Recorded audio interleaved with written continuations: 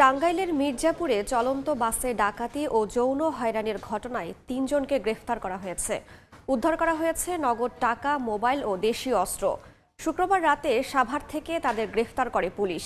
গত ১৭ ফেব্রুয়ারি ঢাকা থেকে রাজশাহী যাওয়ার পথে রাত পৌনে ২টার দিকে বাসটি টাঙ্গাইলের মির্জাপুরের সোহাগপাড়া ফুট ওভার ব্রিজের কাছে পৌঁছালে ৬ থেকে ৭ জনের একটি ডাকাত দল বাসটিকে জিম্মি করে।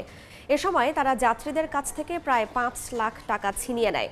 একই সঙ্গে বাসের ২ নারী যাত্রীর শ্লীলতাহানি করে। এ ঘটনায় এক বাস যাত্রী মির্জাপুর থানায় মামলা করলে মাঠে নামে পুলিশ।